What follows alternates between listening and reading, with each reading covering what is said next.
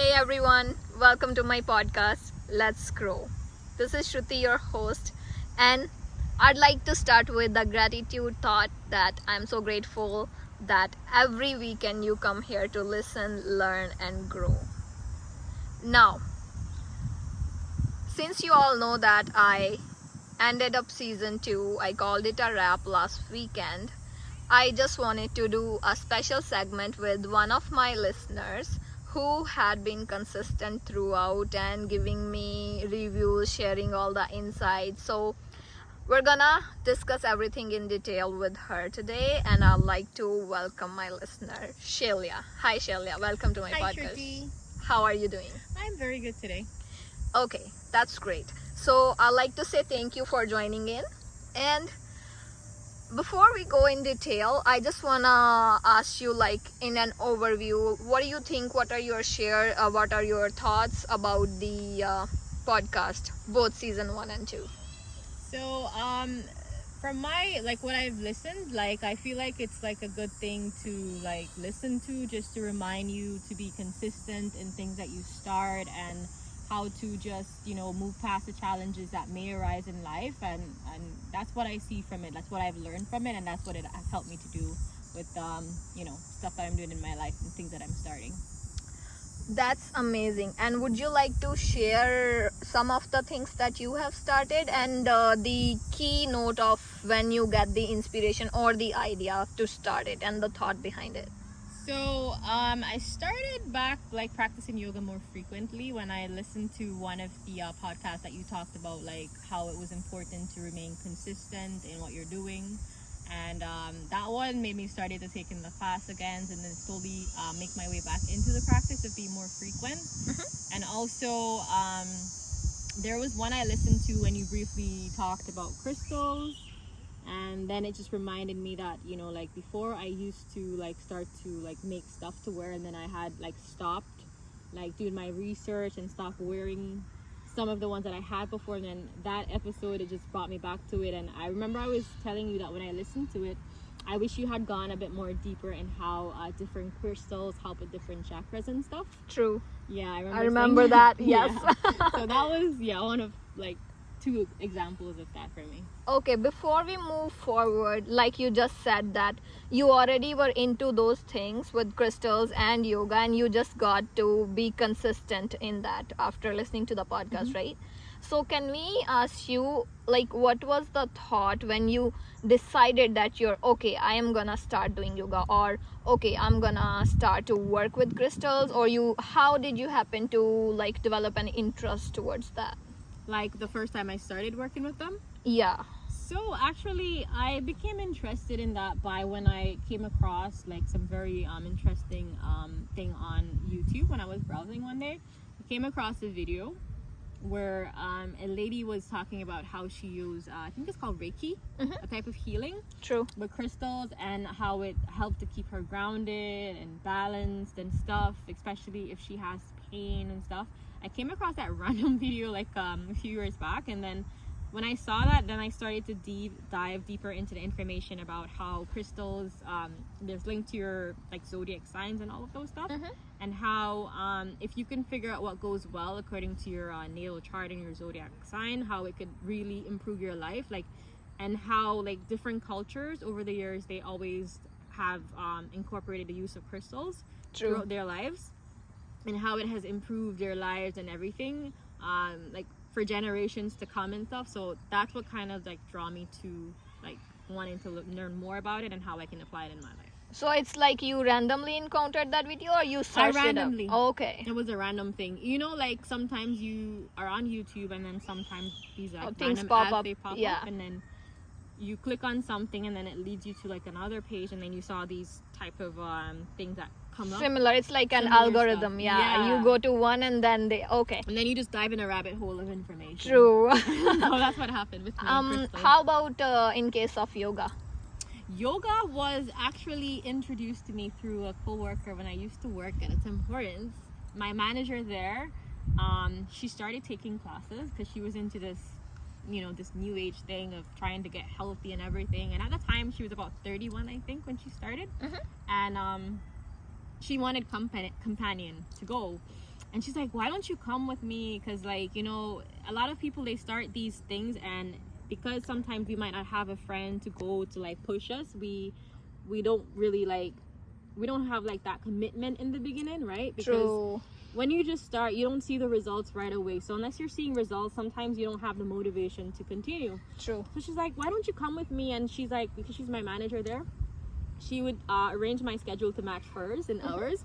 So I'd be off on the Friday when she's off, or she'd make me finish early, like Friday, so that she can come by and pick me up. And then she had a sister there as well, who she said, okay, come and join. And then the sister said, okay, I'll join because you have company and I will come with you as well. The three of us would go.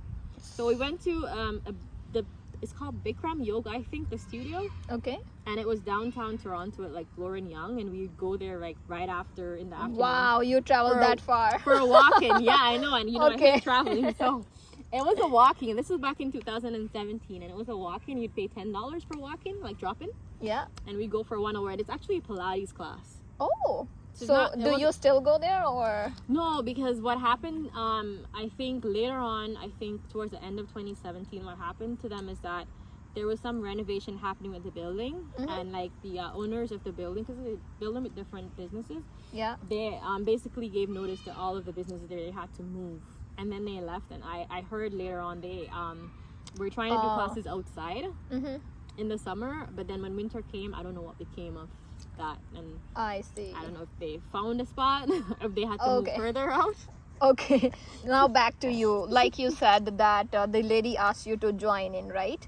And that's how you got introduced to yoga. But like, Pilates. not yoga, Pilates. It's Pilates is a combination of yoga. It's like a more intense form of yoga. Right. Okay. Yeah. So what I wanted to ask is, like, when you were there for the first time, how did you feel? And was that the day when you decided that I'm gonna continue it on my own, or you thought that, okay, I'm just gonna keep her company and then whenever, or were you like unsure, or you were determined, or how it was? So my first experience there was pretty crazy, actually, because I told you it's a drop-in. True. So what drop-in is like you don't have like a membership there. You just show up a few minutes before, and if they have room, you get to go in. If they don't, then they won't collect your money, and you have to probably wait for the next class. Right. So I went in, and the first thing I remember when we got into the lobby area, they had this huge thing, like a thing of a Buddha with all the chakras on it, and like quotes and stuff, and a lot of stuff with herbal teas. They had the incense thing going, and they had those soothing, like, mantra thing playing. So it had a nice kind of like sense of ambience inside. And then you went inside of the room, and oh my god, it was so hot. I see. It was hot, I swear. It had to be more than 50 degrees in there. And then, like, the mats were like, you barely had 10 inches of space between the mats. Oh, it was jam-packed. wow. This is like way before COVID, right? I like, see. None of that distancing. So you like so close. And then when you looked around, you saw all different people, like from so many different backgrounds, everything, and different age groups and everything, male, female, whatever. And Yeah. everybody just came there. And then when we started to do this stuff, I was like, oh my god, I want this thing to be over with, because it was so hard. I see. Because it's Pilates, it was so hard. I was like, oh my god, I can't. And then my manager, she's like laughing at me the whole time. She's like, yeah, like that's how I felt my first day. Just, you can do it. And I was like, no. And I was like, so like, and then we went down to the last 5 minutes where we did like meditation and savasana. Yeah. And they talked, you know, positive stuff to you, and you know, and I felt like a sense of peace and relaxation just came over me at that point. And I remember True. I went home and I took shower, and I had like a really nice sleep, like a really, really, really good sleep. Wow, good to know Yeah. that. Well, so these are the things that you were already into, but you got more consistent, right? Yeah. But is there anything that you started new during the course of our podcast seasons, or? Well, I started to paint a bit more Okay. as well, right? Because you know, like when you talk about being consistent or starting new stuff or pushing yourself, it's like things that you already would have done, but then because you know Something held you back. like due to the everyday stresses in life, sometimes you kind of lose like focus, or you kind of come off track of things that you feel like you want to be better at. Yeah. So yeah, my painting is something else I'm starting, and I'm starting to challenge myself. Like before, I had this thing like, oh, I'm not gonna paint any faces or anything like that. And then funny enough, I painted Yeah. Two So faces. Yeah. it's like it helps you stay focused as well. And also to push yourself, right? True, Because yeah. sometimes we feel like we can't do something, and then when we get that little bit of push or inspiration and we try, we're like, oh wow, I could do it. It's not so bad after all. So Yeah. Sometimes it could just be procrastination, I would say. yeah, sometimes Not in everyone's case, but sometimes. procrastination is, I think it's more with things what you could do, Yeah. but you just feel like, oh, I need to do all this before I do it. But I feel like when it comes to like challenging yourself, it's more like a fear of, oh, what if I do it and it doesn't come out right? Oh, like being insecure or Yeah. unconfident. Yeah, because you Okay. feel like maybe you don't have enough skills to get that look that you're going for, so you like, True. I don't want to put myself through that. Let me just put that off. So it's kind of procrastination, but it's more like linked to you just doubting your capabilities, I think. Yeah. So, and you just mentioned the ones that you like the most, right? What was the name of the? Which ones? The podcast? Yeah. So I like the one where you tell the story of Lord Shiva taking the poison and no one wanted to take that one. Oh, yeah. And I like the one with the brown noise as well. Mhm. Yeah, because I feel like brown noise is pretty decent and thing. And I also like when you did the colors. The ones with the colors that you did, the different colors of how you talked about the colors in nature, and the one with the yellow color. Yeah. And I think that one will stand out to me because I actually love yellow. I see. do love yellow. It's one of my favorite color, and I always say if you have a dining area in your house or a living area, one of them should be in the shade of yellow I see. because it brings that nice, thing to it. Like it just brightens the place and it just lightens the mood. True. Yeah, so I like the one with the yellow. Actually, one of my favorite ones as well. Yeah, it's just that you gotta be a little bit careful with the intensity you pick to go with. Yeah, but I like this color. It's called sunshine yellow. Oh, I Marco see. might paint the living room in that.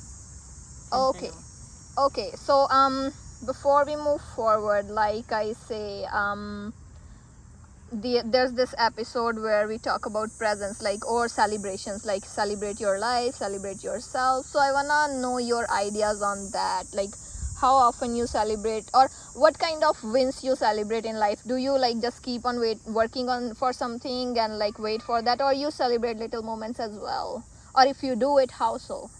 I do both. It just depends on what it is. Like, for example, the other day when I actually managed to paint a face that didn't look too cartoonish, like it looked way better than my previous ones I've done. Yeah. I did a little mini thing to celebrate that as well. I decided I'm gonna order takeout and just, Right. enjoy the moment because it was Yeah. really good, and watch some more stuff that I actually like to watch, but I don't want to like sit and watch too much stuff like shows and stuff. And I was like, let me watch something. Let me treat myself to like a random funny comedy movie just Right. for the sake of it.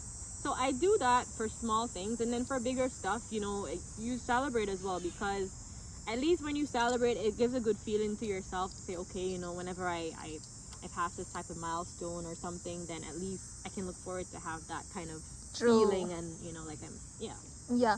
Another question I want to ask is, like, sometimes in life, like, we keep on working for sometimes, and like you said, people want to see results right away and you don't, right? So what if you're working for something and you don't see results for a good while, and then how you keep the faith and hope, or how you like be consistent and how you push yourself, because there could be moments when you feel like giving up but you don't. So for me, like with that, I always try to reflect and use like examples around for people that I know, because a good indicator of things, you can see it in people, because I always say nothing is unique to anyone. Like something that you're experiencing, someone else may have experienced something like that True. before, right? There's Yeah. only so much experiences that we could all have. So Yeah. I'm like, okay, so for example, maybe it could be a relative, it could be a friend, it could be a complete stranger, it could even be a movie that you saw where you see how they show stories of people who just when they were right about said, okay, I'm done because I've been doing this and it's not working out this way, I'm not getting that promotion or whatever. Yeah. That's when it just happens. True. Because sometimes in life we get discouraged because we feel like we should have like certain things, but then maybe later on, if we like keep pushing ourselves, we realize that, oh wow, so what I was supposed to have is way better than I thought True. I should have had. And when I was upset that I didn't get that like 2 years ago, it was because what was coming was way better than that, right? Yeah. So I look at these type of things, and I look at small examples in my life as well, where you see how sometimes, for example, we have this proverb in my country, I'll say it in English. It's say like every disappointment is for a good reason. So we might look at it that, oh, it's not working, I can't do this anymore and whatever, and then when you look at it, you saw why it turned out that way, and you're like, oh, I get it now. Like, Yeah, I read a quote that says problems or hurdles are like blessings in disguise. yeah, so that's Yeah. pretty similar concept. Yeah, so that's True. what I do. You just have to look at the broader picture Yeah. and look at examples in your life where you thought things were not going well and then it worked out for the best. Right. So another thing I want to ask, like you just said, you think of the examples, and you mentioned that sometimes people, when they give up right away, it happens, right? Yeah, when they're just about to give up, So they're about to it just not. changed. They didn't Yeah. give up, but they just about to. Or even cases where people actually gave up, like, within moments of giving up, they get a phone call, True. right? And Yeah. they're like, wow. It's kind of like, I'll give you an example with my life, right? So I remember when I came here first and I was just finishing college, and I'm like, oh, I need to get myself a QA job. Yeah. And I remember I could not get a QA job for the first True. 2 years. I could not get anything. Yeah. I couldn't, like, I got some other jobs. I got a job working as a teacher assistant at one point, and I was like, I didn't like that very much. It was my thing. But then, after a time, I started to get the QA jobs, and then when I got the QA jobs, I'm like, oh my god, I don't like this very much. Yeah. I'm like, I don't like this. The hours are crazy, and it's not that rewarding as I thought it would be. And then I thought to myself, I'm like, look at this. Like, I said I wanted this 2 years ago, and I wanted it so much. And then True.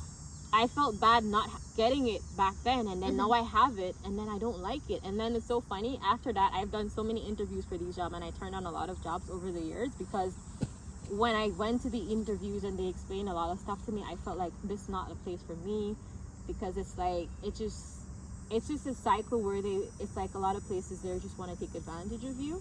True.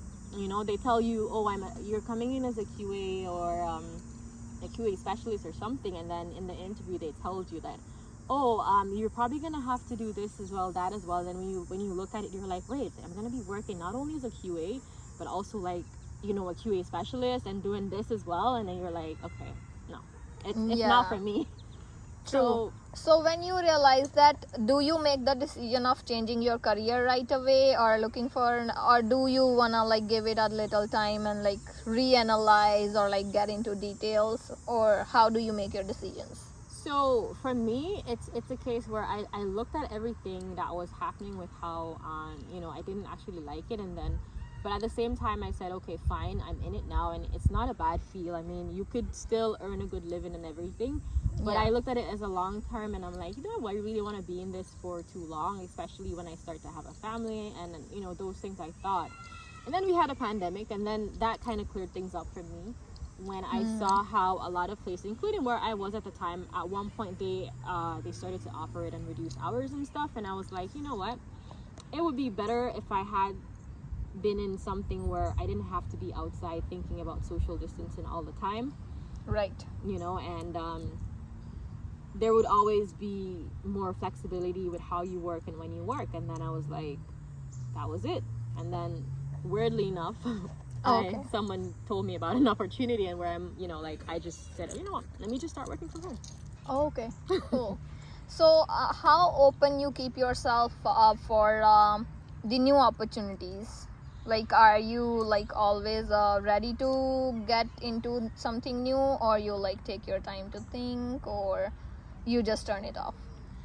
So I'm not always not really open, and the reason for that is because I feel like sometimes in our life there are certain things that are laid out for us. I believe that we all have our own destiny and purpose and to follow, and I feel like a lot of times we get a lot of disappointment, or we find a lot of push from the opposite direction.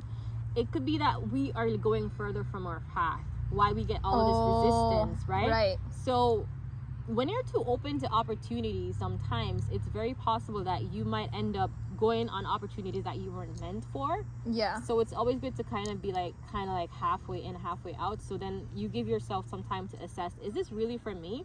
What's my reason for going into this opportunity? Like, do I see myself in here long term, or is it going to be a short term one? And based on those decisions, you'll see if it's good for you or not. Because there's some things you could just do for like, you know, a year or two, and then you're like, okay, move on to something else. But there are some things that might stick around for long.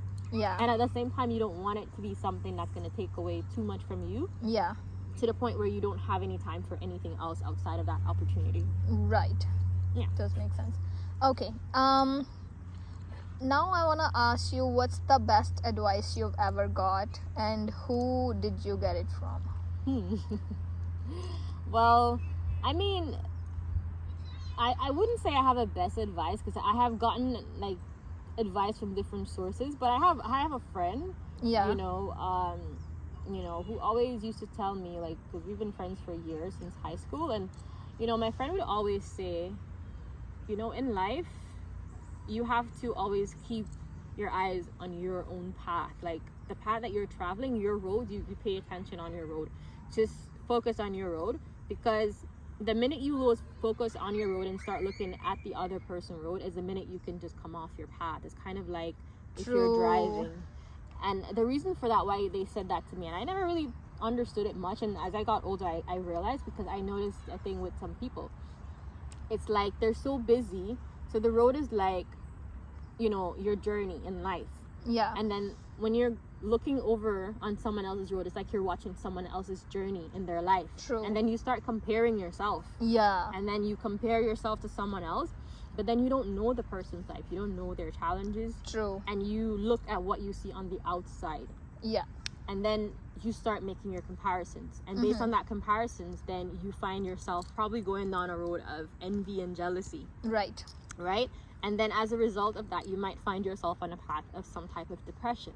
Because if you feel like you should be similar to that person you're watching their path, then, you know, you take your eyes off yours, and that's hence how you get like derailed from your road.